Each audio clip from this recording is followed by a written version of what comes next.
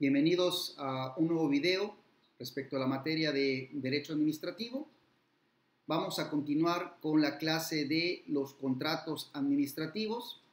En esta segunda parte veremos la clasificación de los contratos administrativos, así como los tipos que existen respecto a estos acuerdos de voluntades dentro de la administración pública.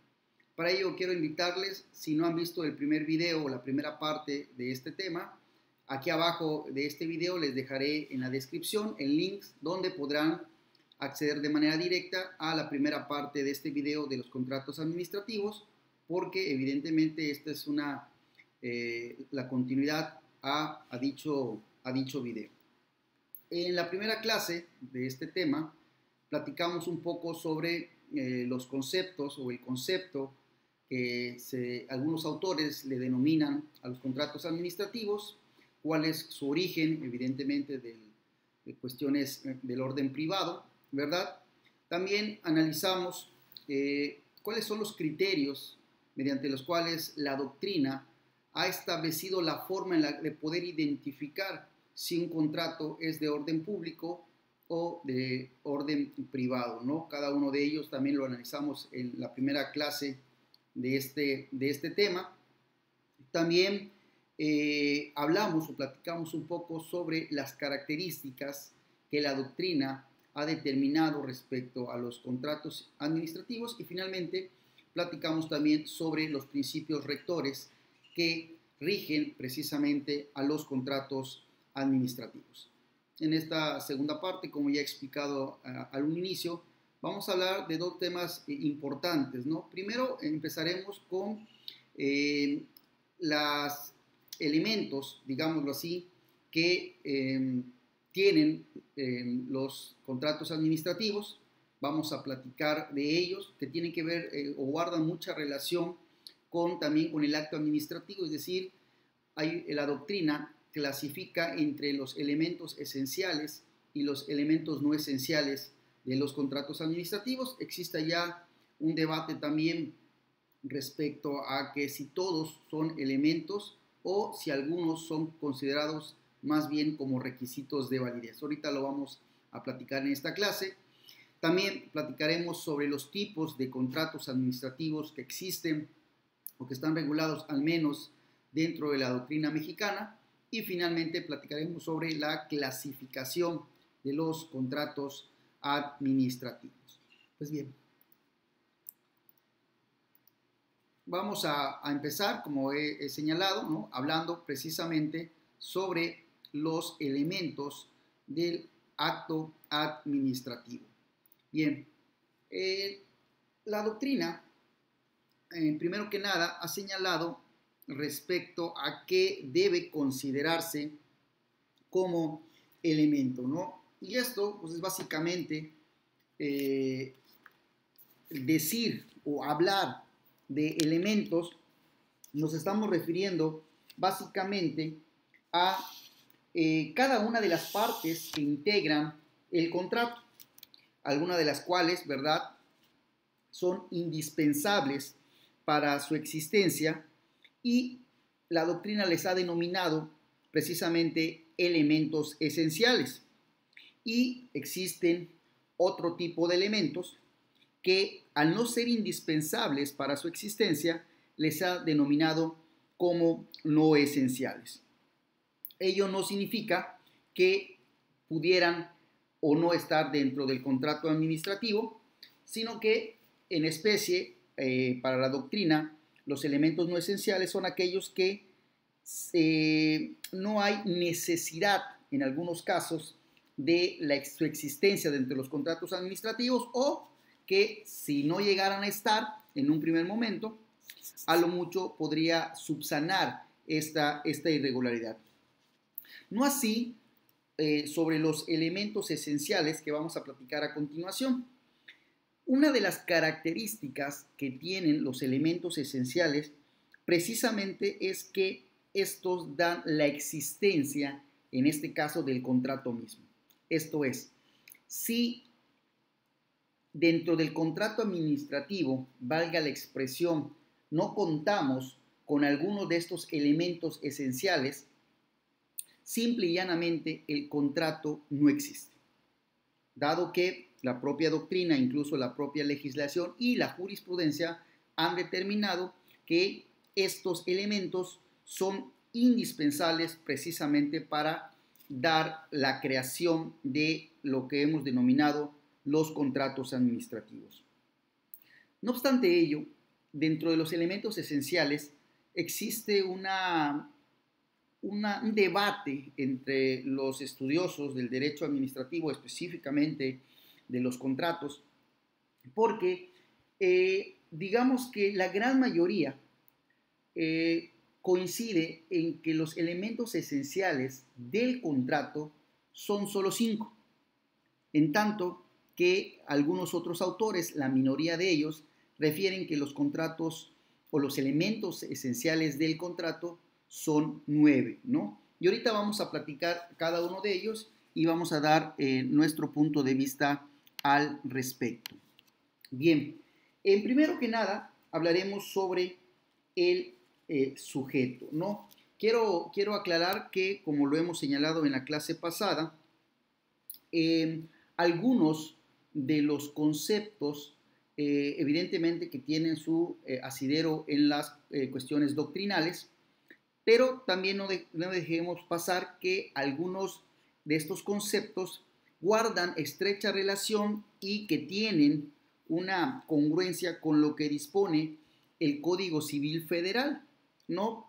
Evidentemente, cuando nosotros hablamos de Código Civil, nos estamos refiriendo a los contratos del orden privado, pero básicamente, como lo hemos explicado en la clase anterior, los contratos administrativos nacen o se originan precisamente de los contratos privados, pero que al darle ciertas particularidades como cláusulas exorbitantes, se han transferido de ser contratos meramente privados a contratos administrativos. Por eso es que muchas veces los conceptos que la doctrina nos da respecto a los elementos esenciales del contrato administrativo tienen su asidero en las leyes del orden civil. Y esto, digamos que en la propia ley de adquisiciones, arrendamientos y servicios del sector público, ¿verdad?, señala que evidentemente los contratos administrativos que de ella emanen, pues se van a ajustar obviamente a dicha ley, a la Constitución mexicana, pero también de manera supletoria podemos irnos al Código Civil Federal, a la Ley Federal de Procedimientos Administrativos, así como al Código Federal de Procedimientos Civiles. ¿Esto qué significa? Que evidentemente muchos de los conceptos los podemos encontrar o estos elementos los podemos encontrar en las leyes antes señaladas. Bien, decíamos entonces que los elementos esenciales del contrato administrativo son los siguientes. En primer lugar, hablamos del sujeto, ¿no?, entendido como las partes o los entes que van a suscribir el contrato.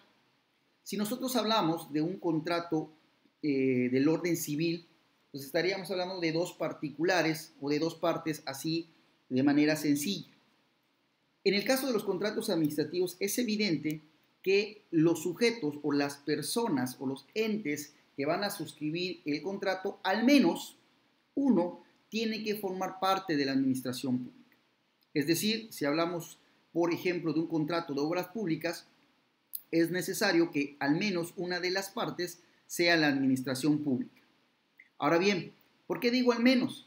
Porque dentro de la doctrina y la propia ley así lo establece, puede haber contratos administrativos que sean suscritos o firmados por dos entidades de la administración pública, ¿no? Entonces, es decir, no necesariamente un contrato administrativo tiene que ser la autoridad y el particular, sino que también pueden ser suscritos por dos órganos de gobierno. ¿Ok? Pues bien, entonces cuando hablamos del sujeto, estamos hablando que son las personas o las entidades que van a firmar un contrato. Insisto, en el caso de los contratos administrativos, al menos una de ellas tiene que ser un órgano de la administración pública, sea federal, estatal o municipal. En cuanto al segundo elemento, que se refiere básicamente al consentimiento, la doctrina también la refiere como la voluntad y básicamente nos señala que es el acuerdo de voluntades en torno a un fin común y este concepto sobre consentimiento o voluntad, pues digamos, guarda estrecha relación con lo que ha dicho la doctrina, la legislación y la propia jurisprudencia, ¿no? ¿De qué se trata entonces el consentimiento de la voluntad?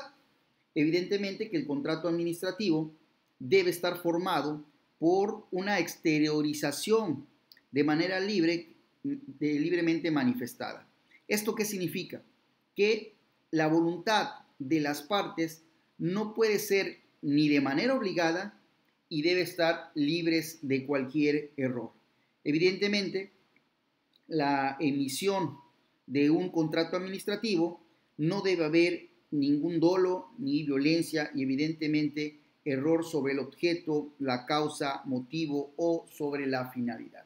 Esto significa que evidentemente la manifestación que hagan las partes debe ser de manera libre, ¿no? Al respecto, el artículo 1794 del Código Civil Federal refiere que para la existencia del contrato se requiere de dos elementos. El primero es el consentimiento y el segundo el objeto que pueda ser materia del contrato. Nos quedamos con este primer elemento al que estamos haciendo referencia, que es el consentimiento. La misma disposición civil a la que hemos hecho alusión señala que el consentimiento puede ser expreso o tácito. En el caso particular, evidentemente, de los contratos del orden civil, pueden adoptar estos dos tipos de consentimientos. Sin embargo, en materia administrativa es evidente que solamente podemos atarlos a un consentimiento de manera expresa. El mismo código refiere que será el consentimiento expreso cuando la voluntad sea manifestada verbalmente, por escrito, por medios electrónicos, ópticos o por cualquier otra tecnología o por signos inequívocos. Esto obviamente opera en materia civil, es decir, que la manifestación expresa puede ser de estas diferentes maneras. Sin embargo, al tratarse de contratos administrativos, la única forma de expresarse o manifestarse el consentimiento tendrá que ser, insisto, de manera expresa y por escrito. Es decir, no hay ningún contrato administrativo que sea de manera verbal, ¿verdad?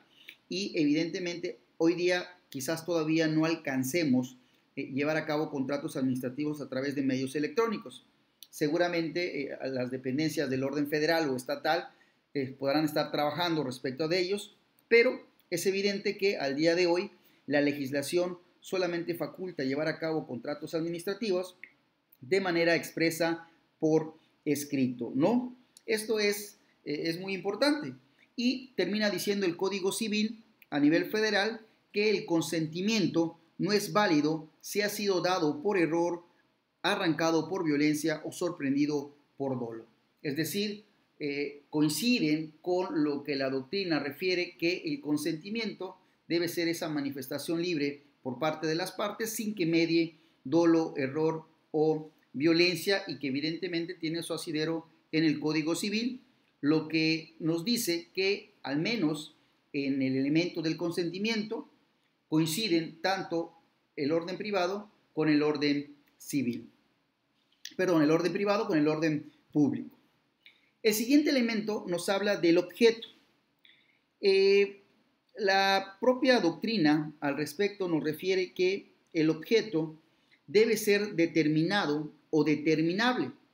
Debe ser además lícito, debe ser posible, debe ser preciso en cuanto a circunstancias de tiempo y lugar y además pueda producir efectos jurídicos, ¿no? Esto nos habla la doctrina respecto al objeto. Al respecto, el propio Código Civil que hemos hecho referencia, en su artículo 1824, nos dice que son objetos de los contratos la cosa que se debe dar o el hecho que se debe hacer o que no se debe hacer. Es decir, que puede ser objeto de un contrato incluso dentro del orden administrativo. Dos, ya sea lo que se deba dar o lo que se deba hacer o no se debe hacer, ¿no? Entonces, también coincide en el orden público en el tema del objeto. También el mismo Código Civil dice que la cosa objeto del contrato debe existir en la naturaleza, ser determinada o determinable en cuanto a su especie y estar en el comercio. Además, el hecho de hacer o no hacer objeto del contrato debe ser posible y lícito, ¿no? Esto nos lleva como consecuencia o a conclusión que también, al menos en la parte del objeto, el orden civil coincide con lo que se manifiesta en el orden público, ¿no? Para terminar este apartado de el objeto, nos dice el Código Civil que es imposible el hecho que no puede existir porque es incompatible con una ley de la naturaleza o con una norma jurídica. Esto es, que el hecho al que podemos hacer alusión a un contrato, también lo podemos determinar a través de su imposibilidad. Esta imposibilidad puede ser porque sea incompatible precisamente con la ley de la naturaleza o incompatible con alguna norma jurídica, ¿verdad? Esto es imposible y también es ilícito el hecho que es contrario a las leyes del orden público o a las buenas costumbres. También esto tiene que ver con la parte que la doctrina nos refiere, que el objeto, además de ser determinado o determinable, tiene que ser lícito, es decir, que debe estar dentro del comercio, que debe ser posible, ¿no? Es decir, lo que se pretenda contratar debe estar pues, determinado y debe ser precisar en cuanto a sus circunstancias de tiempo y lugar. Obviamente, este objeto de contrato debe producir los efectos jurídicos, sea para crear, para modificar, extinguir un derecho o una obligación. Bien, el siguiente elemento de lo que nos habla la doctrina es el motivo o la causa, entendido como el móvil o el principio impulsor de la voluntad de las partes para su celebración. Es decir, qué es lo que mueve, qué es lo que causa en este caso, a la autoridad llevar a cabo un contrato o firmar un contrato administrativo. Evidentemente, estas causas, estos motivos, tienen que versar sobre circunstancias de hecho y de derecho, ¿verdad? Como en el caso preciso de los contratos administrativos, el interés público que persiguen, ¿verdad? Entonces, esto es muy importante. Cuando decimos causa o motivo, nos estamos haciendo referencia a aquello que impulsa a la autoridad a llevar a cabo una actividad que en este caso específico es primordial llevar a cabo cuestiones de interés público. Y finalmente tenemos lo que es la finalidad. Esto es, constituye, digamos, la exteriorización o expresión de las razones que justifican y fundamentan la emisión del contrato. Obviamente, como ya lo hemos explicado, en materia administrativa o dentro del derecho público, el fin último de cualquier actividad que lleve a cabo la administración pública siempre será el interés general. Entonces, siempre vamos a ver dentro de un contrato administrativo que la finalidad para llevar a cabo alguna actividad tiene que ser siempre la búsqueda del interés general o la satisfacer precisamente las necesidades de un interés social. Al respecto, el Código Civil Federal, en su artículo 1831, nos señala que el fin o motivo determinante de la voluntad de los que contratan tampoco debe ser contrario a las leyes del orden público ni a las buenas costumbres. ¿Qué significa esto? Que también en materia administrativa, ¿verdad? Tanto la causa o motivo como la finalidad, uno, tiene que estar dentro del comercio, es decir, tiene que ser lícito, porque cualquier otra actividad que evidentemente vaya en contra de las leyes, esto no podría ser causa o motivo de firmar un contrato administrativo.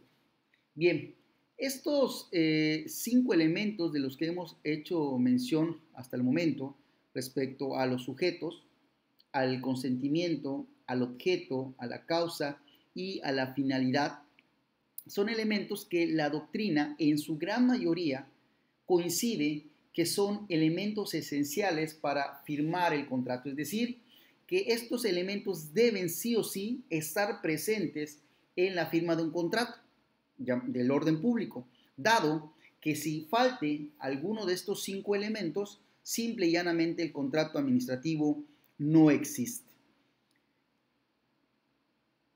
¿Qué es lo que nos dicen algunos autores respecto a los elementos esenciales?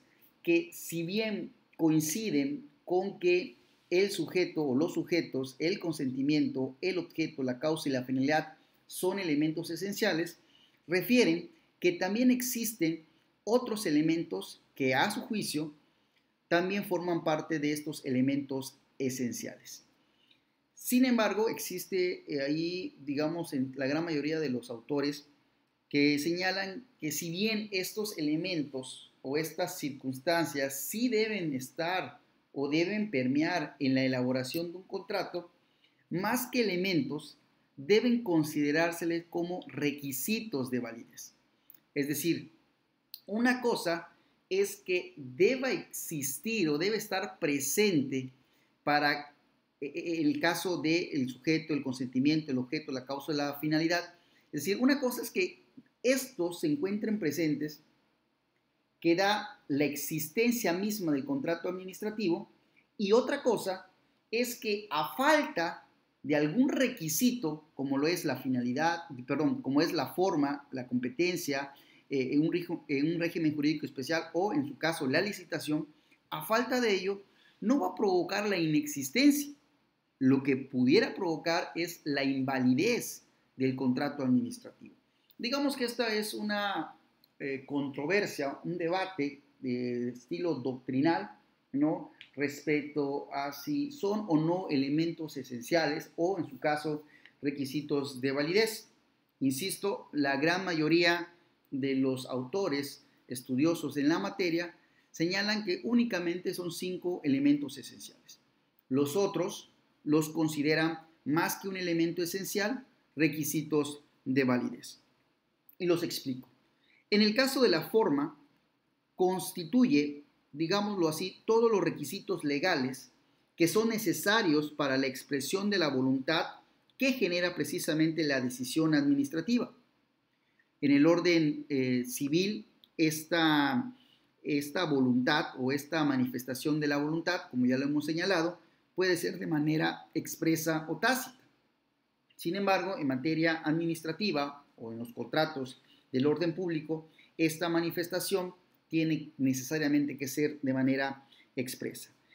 En el tema de la forma, ¿verdad?, también incluye que debe constar por escrito, en el caso del derecho administrativo, debe tener firma autógrafa en la parte de la autoridad, obviamente debe estar debidamente motivado y fundado, ¿verdad?, y evidentemente sujeto a las disposiciones legales. Es decir, esto es lo que la gran mayoría refieren de la forma, y que en caso de no estar fundado o motivado, no provocaría la inexistencia, pero sí pudiera provocar la invalidez del contrato. Igual, en caso de que no tuviera la firma autógrafa de la autoridad, no va a provocar su inexistencia, sino lo que a su caso provocaría la falta de firma autógrafa sería su invalidez. Por eso es que estos autores, su gran mayoría, refieren que la forma, más que un elemento, es un requisito de validez. En el tema de la competencia y la capacidad, también los autores, la mayoría de ellos, refieren que es un requisito, incluso que está, digamos, vinculado intrínsecamente con el tema de los sujetos. Ya hablábamos en el tema de los sujetos respecto a que estos tienen que ser entidades públicas, en el caso del derecho administrativo, que firmen. Pero no basta con que sea una autoridad quien firme, sino que además esta debe tener la competencia y la capacidad.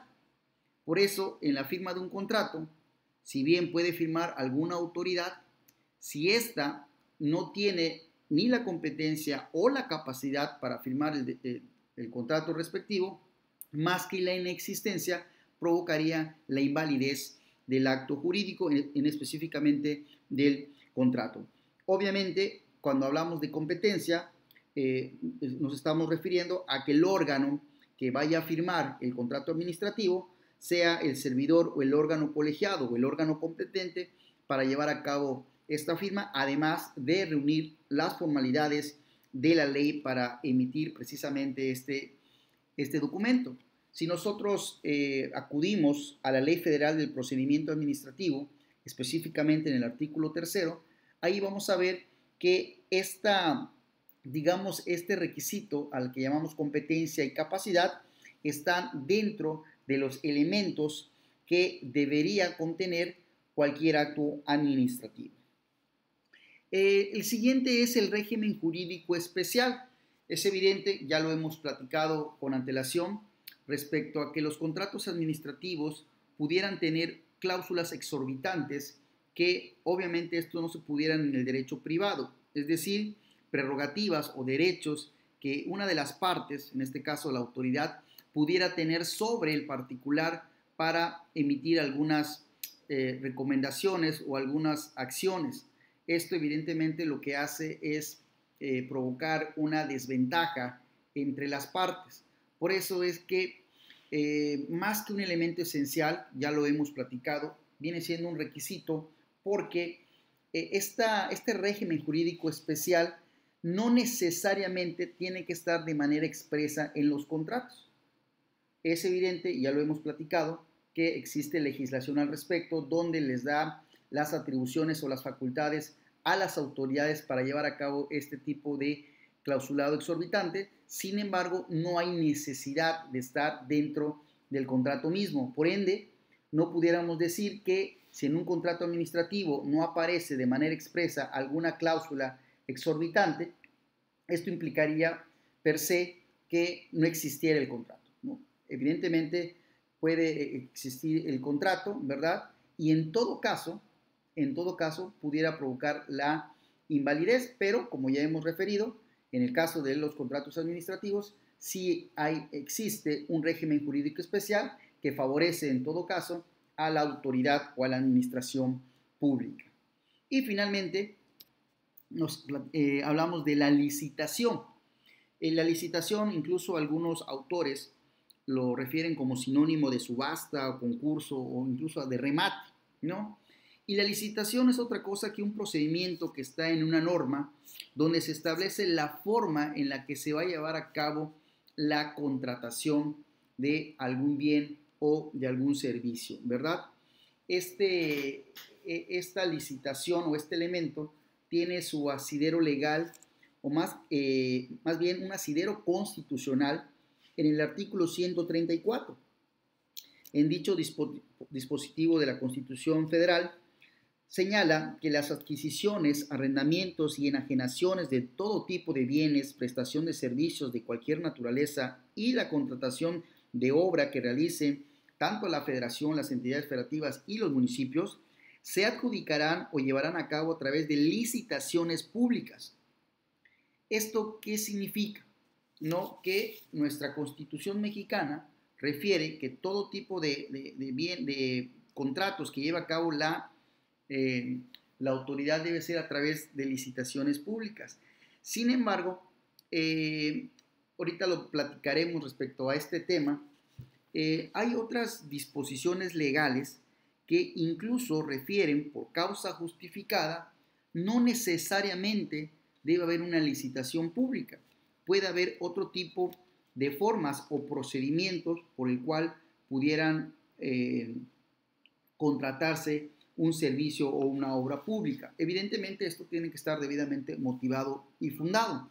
Por eso es que para algunos autores el hecho de que una contratación no sea derivado de una licitación no implica necesariamente la inexistencia del contrato, sino que en todo caso, si no hay un procedimiento, podría decretarse la invalidez del mismo, ¿verdad?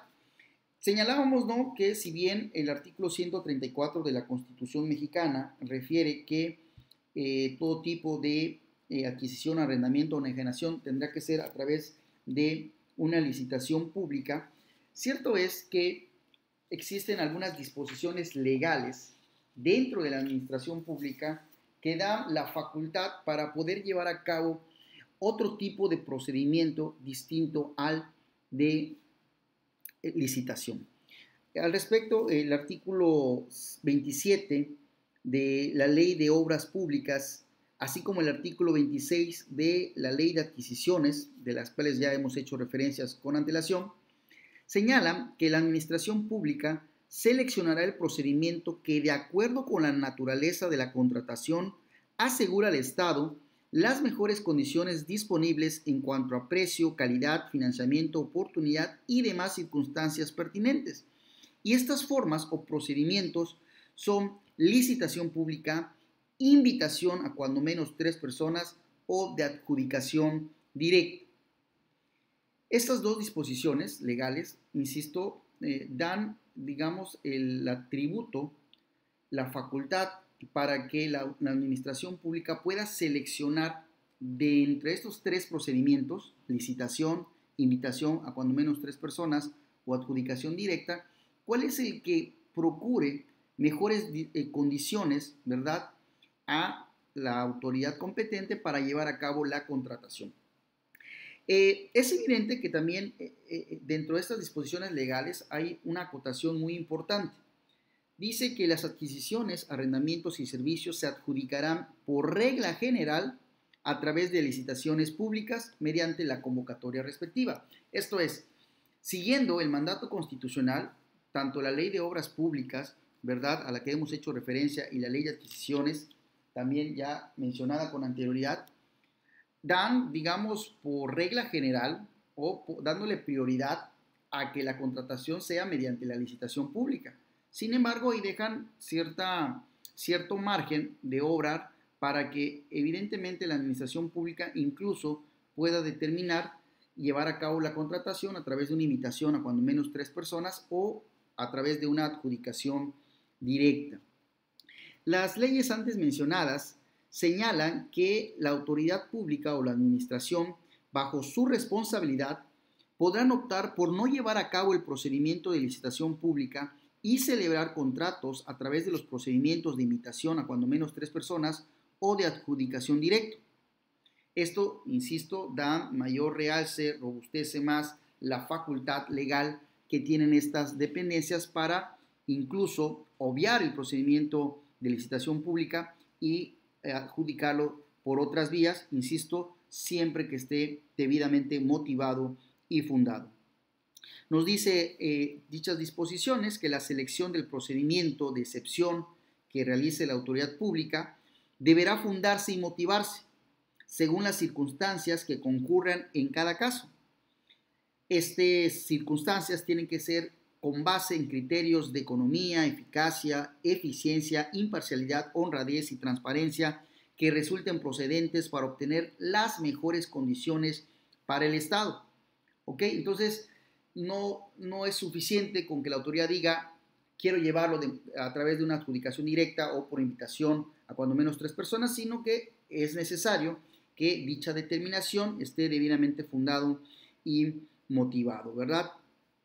También el artículo 42, ¿verdad?, de la Ley de Obras Públicas, así como el artículo 41 de la Ley de Adquisiciones, señalan que la administración pública, bajo su responsabilidad, podrán contratar adquisiciones, arrendamientos y servicios sin sujetarse al procedimiento de licitación pública a través de los procedimientos de invitación a cuando menos 3 personas o de adjudicación directa en varias causas.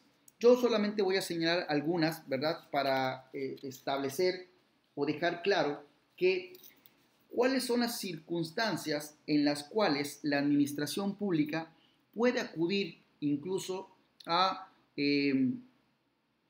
una licitación puede acudir a una invitación a cuando menos 3 personas o a una adjudicación directa. ¿Cuáles son estas causales? Cuando en el mercado solo exista una posible oferente o se trate de una persona que posee la titularidad o el licenciamiento exclusivo de las patentes, derechos de autor o otros derechos exclusivos. También puede, digamos, obviarse la licitación pública cuando, derivado de caso fortuito o fuerza mayor, no sea posible obtener bienes o servicios mediante el procedimiento de la licitación pública en el tiempo requerido para, obviamente, atender la eventualidad de que se trata. También cuando se haya rescindido un contrato adjudicado a través de una licitación pública, cuando se haya declarado desierta la licitación pública, o cuando existan razones justificadas para la adquisición o arrendamiento de bienes de una marca determinada, también se puede obviar el procedimiento de licitación, o cuando el importe de cada operación no exceda los montos máximos que al efecto se establezcan en el presupuesto, ya sea de la federación o de los estados. Entonces, quiero señalar en este caso específico que el tema de la licitación no necesariamente tiene que ser acorde a los, digamos, a un elemento esencial, puesto que, como ya lo hemos visto, la propia ley establece que la autoridad puede acudir a otras formas o procedimientos mediante el cual pueda adjudicar una contratación. Entonces, terminando con este tema, podemos decir que existen elementos de existencia del contrato administrativo, como son los sujetos, el consentimiento, el objeto, la causa y la finalidad, en tanto que existen otros requisitos que en su caso podrían provocar la invalidez del acto o del contrato administrativo. Es evidente que deben estar dentro del contrato, pero no como un elemento esencial, sino más bien como requisitos de validez, que serían la forma, la competencia y capacidad, el régimen jurídico especial, así como la licitación. Ahora bien, así como existen los elementos esenciales, también podemos hablar sobre los elementos no esenciales, ¿verdad? Estos elementos esenciales básicamente son 3, que son los plazos de duración, garantías y sanciones. ¿Qué significa los elementos no esenciales o qué significa un elemento no esencial? Básicamente que el hecho de que no estén contemplados dentro del contrato administrativo no provoca su inexistencia. El contrato administrativo sigue provocando sus efectos jurídicos, ¿verdad? Y en todo caso se tendrá que atender a lo que establezca la norma específica, ¿verdad? Entonces, no por el hecho de que un contrato no se establezcan las garantías o las sanciones o el plazo de duración del contrato administrativo, no implica per se no exista. Bien, al respecto, la ley, ¿verdad?, de adquisiciones nos habla respecto a los contratos, ¿no? El artículo 45, ¿verdad?, nos refiere que el contrato contendrá en lo aplicable lo siguiente, y obviamente habla una serie de requisitos que se deben contener o elementos que debe contener el contrato. En la parte que nos interesa, destacamos que todos los contratos deben señalar fecha o plazo, lugar y condiciones de entrega, así como la forma, términos y porcentajes para garantizar los anticipos y el cumplimiento del contrato. También señala las condiciones, términos y procedimiento para la aplicación de penas convencionales por atraso en la entrega de los bienes, arrendamientos o servicios por causas imputables a los proveedores. ¿Qué significa ello? ¿Verdad? Que en el caso de la Ley de Obras Públicas refieren básicamente que en los contratos se deben señalar obviamente los plazos, las garantías y las sanciones. También el artículo 48 de la Ley de Adquisiciones señala que los proveedores que celebren los contratos a que se refiere dicha ley deberán garantizar los anticipos que en su caso reciban. Estas garantías deberán constituirse por la totalidad del monto de los anticipos y también deberán garantizar el cumplimiento de los mismos, ¿no? Es decir, en la propia ley de adquisiciones también se señala que los proveedores o los contratistas deberán garantizar a través del depósito correspondiente los anticipos y sobre todo esta garantía es evidentemente para garantizar, valga la expresión, los anticipos que les diera la administración pública para la celebración o la realización de la obra pública o del servicio público, y también la garantía para que se cumplan los contratos. También el artículo 59, ¿verdad?, de dicha ley, la ley de adquisiciones, refiere que los licitantes o proveedores que infrinjan las disposiciones de esta ley serán sancionados por la Secretaría de la Función Pública con multa equivalente a la cantidad de 50 hasta 1000 veces el salario mínimo general vigente en el entonces Distrito Federal o Ciudad de México, elevado a la fecha de la infracción, ¿verdad? También nos dice que dicha Secretaría impondrá las sanciones considerando los daños o perjuicios que hubieran producido con motivo de su infracción, el carácter intencional o no de la acción u omisión constitutiva de dicha infracción, la gravedad de la misma, así como las condiciones del infractor. ¿Qué nos dice todo ello? ¿Verdad? Que estos elementos, si bien son considerados no esenciales, la propia ley establece que deben estar contenidas en el contrato administrativo. Sin embargo, como lo hemos dicho, si no existe o si no están contempladas de manera directa dentro de los contratos administrativos, no significa de ningún modo que estos sean inexistentes. En todo caso, estos elementos se pueden subsanar a través de un adendo o de la celebración o modificación del contrato, donde queden plenamente establecidos, ¿verdad? Tiene un asidero, digamos, legal respecto a estos elementos no esenciales. Pues bien, con esto podemos decir que la idea del contrato administrativo parte del supuesto que en ciertos casos, ¿no?, los actos son bilaterales. ¿Por qué decimos que son bilaterales? Porque en ellas participa la administración pública, ¿no?, cuyas peculiaridades propias impiden asimilarlos a los moldes de los contratos del derecho público, ¿no?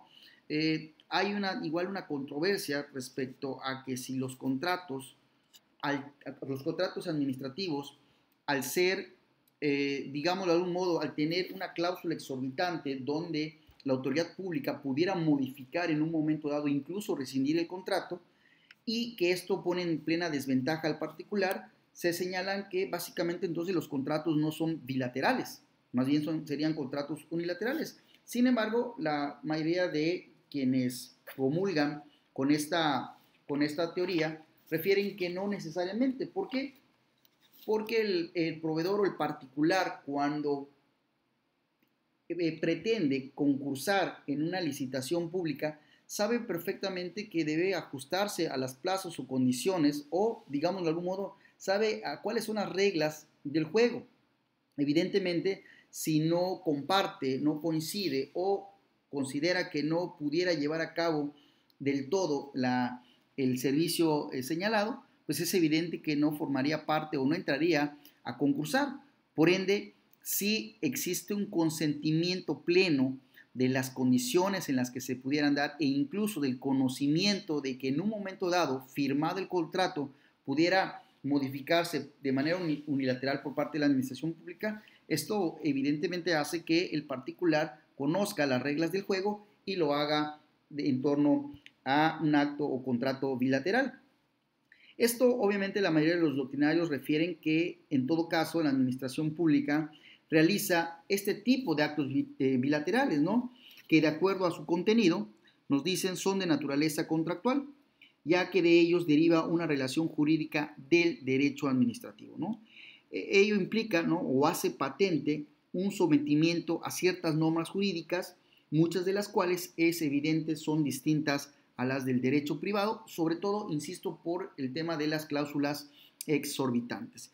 Finalmente, ¿verdad?, el contrato administrativo es una forma de crear, modificar, transferir o extinguir derechos y obligaciones, ¿verdad?, como resultado evidentemente de una relación bilateral, consensual, es decir, el particular sabe perfectamente de las condiciones y aún así incide en contratar, pues es evidente que existe un consentimiento por parte de este y que digamos, esta relación consensual frecuentemente caracterizada por una situación privilegiada que una de las partes, que es decir, la administración pública, guarda respecto al particular en lo concerniente a las obligaciones pactadas.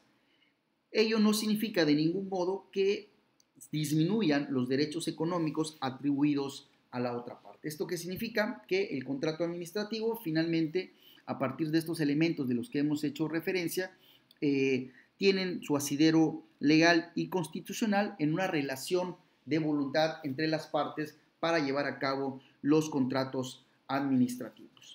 Bien, digamos que vamos en este momento, vamos a dar por terminada esta segunda parte de los contratos administrativos, toda vez que por los tiempos no se nos es posible seguir grabando. Entonces, yo les invito a seguir con la tercera parte de los contratos administrativos, la cual veremos en la siguiente clase.